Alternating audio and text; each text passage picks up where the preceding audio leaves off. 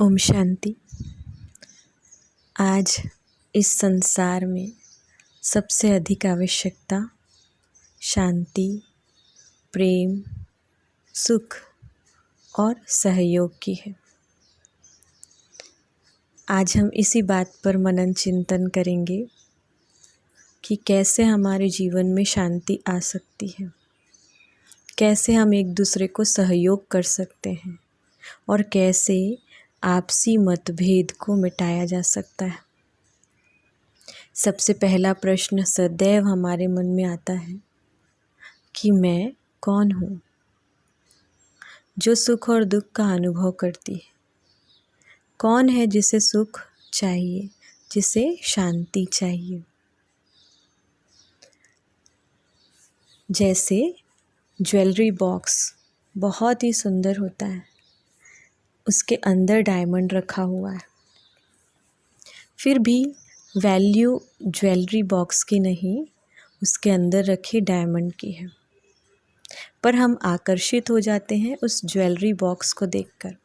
हमें लगता है ये बॉक्स कितना सुंदर है, हम उसको साफ भी करते हैं। लेकिन यदि डायमंड को यूज़ ना किया जाए तो वो किसी काम का नहीं, केवल बॉक्स के अंदर पड़ा रहेगा। उसको अगर निकाल करके यूज़ किया जाए तभी उसकी वास्तविक मूल्य की पहचान हमें होती है। उसी प्रकार हम अपने को सदैव शरीर समझते आए, शरीर का श्रृंगार करते रहे, शरीर को देखते रहे। आज भी हम जब एक दूसरे से व्यवहार करते हैं तो हम केवल शरीर को देखते हैं। इसीलिए ये स्त्री है, ये पुरुष है, ये बड़ा है, ये छोटा है, इनका रंग ऐसा है, इनकी जाति ऐसी है। इन्हीं बातों को देखकर ही हम एक दूसरे से व्यवहार करते हैं। इसीलिए कभी आपसी मत। अब वास्तविकता जानने का समय आ गया है कि हम ये शरीर नहीं, एक चैतन्य शक्ति आत्मा है। और ये स्मृति जब तक हमारे मन में रहती है तब तक हमें शांति का अनुभव होता है। और जब कभी हम दूसरों को देखें तो भी यही स्मृति रहे कि ये आत्मिक भाई है। क्यों? क्योंकि हम सभी परमात्मा की संतान हैं। हर एक को आत्मिक दृष्टि से देखने का अभ्यास हमें अवश्य करना है। इससे हमारे जीवन में धीरे धीरे शांति आएगी और मतभेद समाप्त होगा, सहयोग की भावना भी आएगी।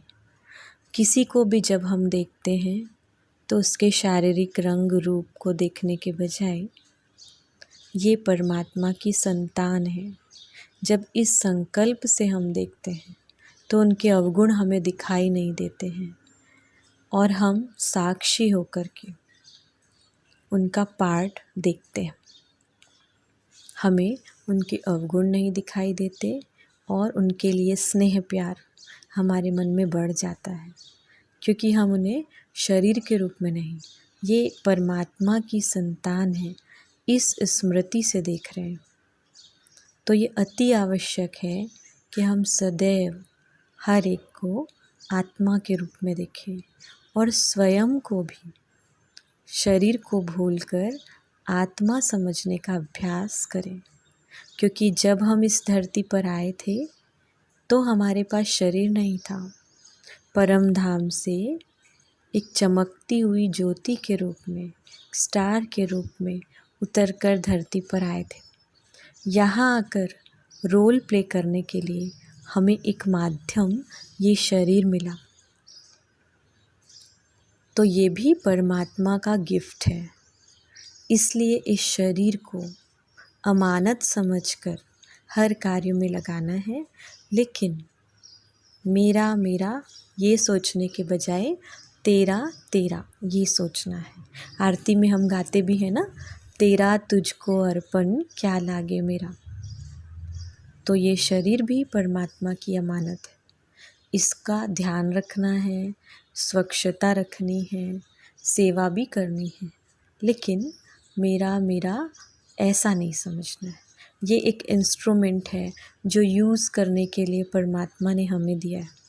लेकिन जिस प्रकार हम रोज़ ड्रेस चेंज कर देते हैं, अगर एक ही ड्रेस को रोज़ पहनने को कहा जाए तो हमें वो अच्छा नहीं लगता।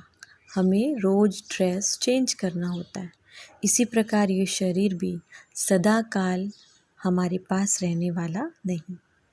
एक न एक दिन हमें ये शरीर चेंज करना होता है।